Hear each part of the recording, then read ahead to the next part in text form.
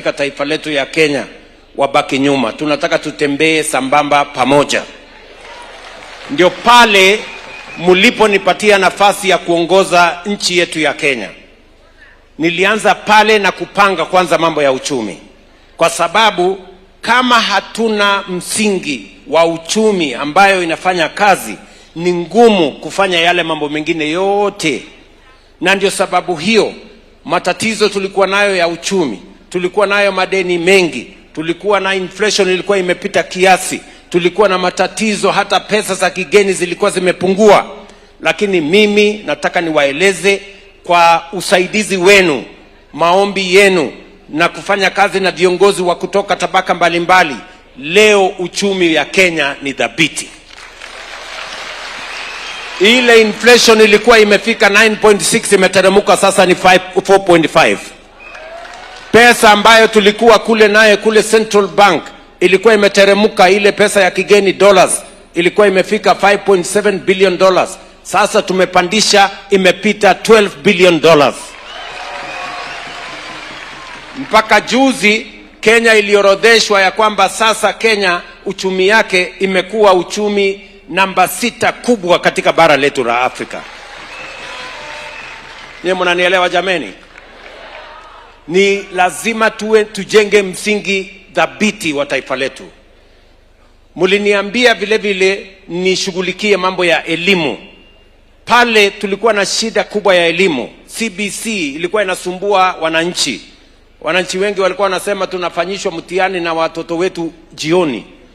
Tengeneza gari, tengeneza box, unanunua hii, unanunua ile, ama namna gani? Tukasema lainishe program ya CBC.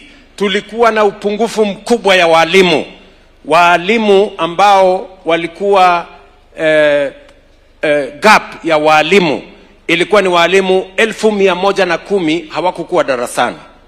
Na ndio mimi nikasema ya kwamba tutatoa pesa ya serikali, kwa sababu elimu ni ya muhimu, ndio inaleta usawa kati ya watu maskini na tajiri. Mtoto akisoma wanakuwa sawa na wenzao, na ndio tukaweka pesa nyingi. Nimetoa budget ya elimu kutoka bilioni 490 mpaka bilioni 700 kuhakikisha ya kwamba kila mtoto wa Kenya anapata nafasi ya kusoma. Nyinyi mnanielewa jameni?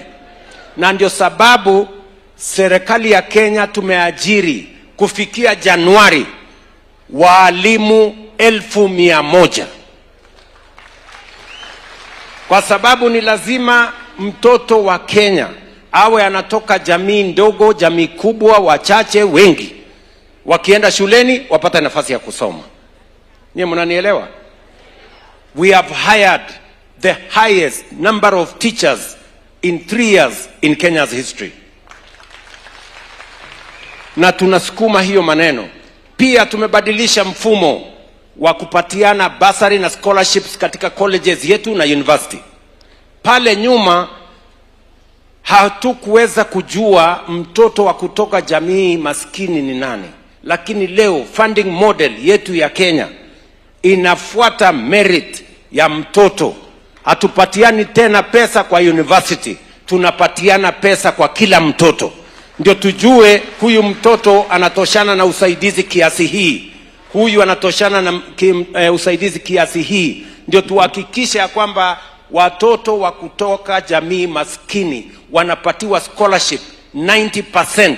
Ndio tuhakikishe ya kwamba hata na wao wanaweza kusoma kama watoto wa Kenya wengine.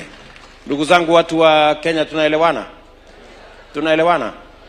Na ndio tukasema vile vile ya kwamba lazima tuzalishe chakula ya kutosha. Pale nyuma mnajua wakati mimi nimechaguliwa rais, baada ya miezi 3 watu wakaenda barabarani sufuria kwa kichwa wanasema unga imepanda. Na unga ilikuwa 240 wakati mimi nachaguliwa. Sasa sijui ilikuwaje sasa ikawa mimi ndio mwenye makosa. Lakini hata na hivyo niliwaeleza Wakenya, kama mnataka tuondoe aibu ya njaa, hatuwezi kufanya subsidy ya chakula ambayo iko kwenye maduka.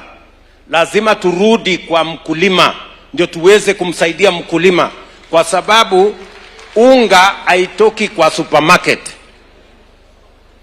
unga inatoka kwa mahindi kwa mkulima mashambani, ama namna gani?